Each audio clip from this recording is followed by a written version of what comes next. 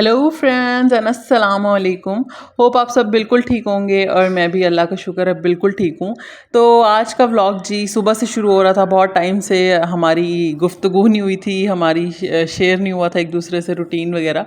तो भाई आज सुबह मैंने बना लिया था कीमा और प्याज का सालन, क्योंकि हस्बैंड को बहुत पसंद है कीमा और प्याज का सालन। तो वो बहुत टाइम से कह भी रहे थे, तो मैंने आज सुबह उनको खुश कर दिया था।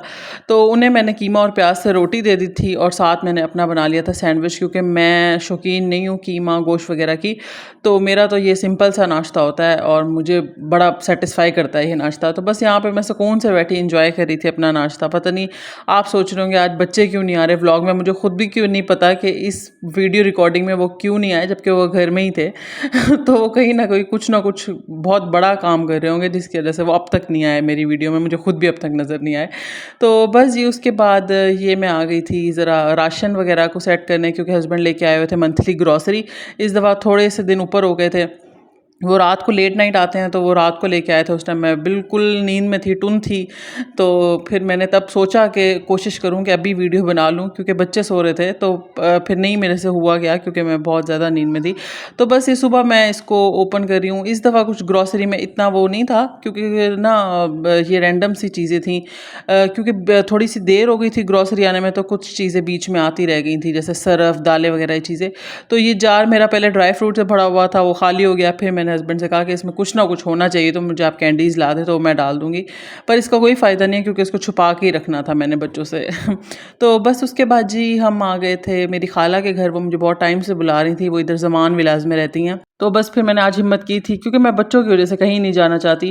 वो इतने ज़्यादा शरारती हैं, सबके ही होते हैं, बस मैं अनकंफर्टेबल हो जाती हूँ कहीं भी बच्चों की वजह से ना, क्योंकि वो शरारतें बहुत ज़्यादा करते हैं। तो बस खैर मैं आ गई थी आज उनके घर। तो पहली दफ़ा आई थी उनके घर में इधर ज़मान विलास में। पहले उधर मेरे घर के साथ ही रहती थी साजिद दीवान में। तो बस जी यहाँ आते ही उन्हें नज़र आ गई थी बत्तख है, ये मेरी खाला नहीं रखी हुई हैं, पेट हैं ये उनकी।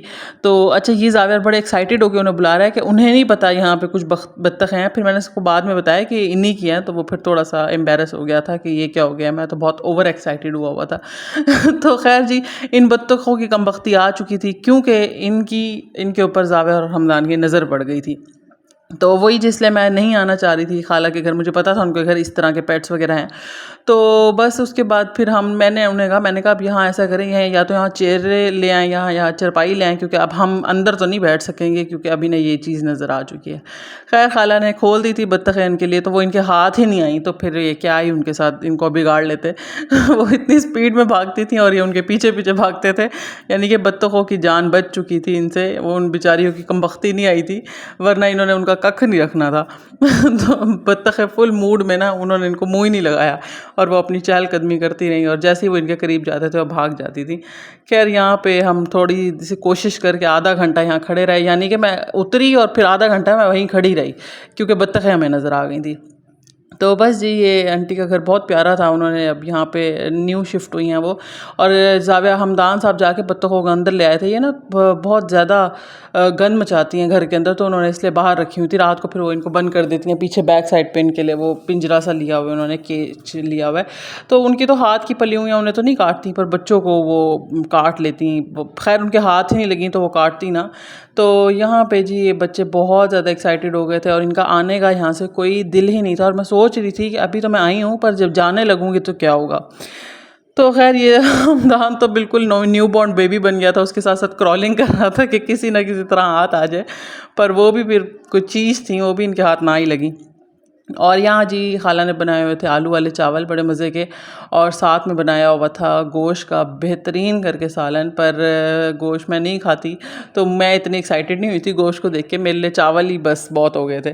तो खैर यहाँ पे ये हमदान कोशिश कर रहा है थोड़ा सा गेस्ट बन के दिखाने की, कि शायद मैं अच्छा लग रहा हूँ ये। ज़ावियार साहब तो मुझे नजर ही ना, तो हमदान यहाँ गेस्ट बन के बैठा हुआ था। खैर ये आंटी मुझे सर्व कर रही थी खाना, और वो साथ में उन्होंने सैलेड भी बनाया हुआ था, बड़ा मज़े का सैलेड था, और हमदान को पसंद आया था। तो खैर चावल भी मज़े के थे, सालन भी मज़ा था। मैंने थोड़ा सा टेस्ट किया था। Not a big fan of meat वगैरह, यानी कि मटन और बीफ की, तो बस फिर थोड़ा सा चक्का मक्का कर लिया था मैंने। खैर बहुत मज़े का खाना बनाया हुआ था उन्होंने।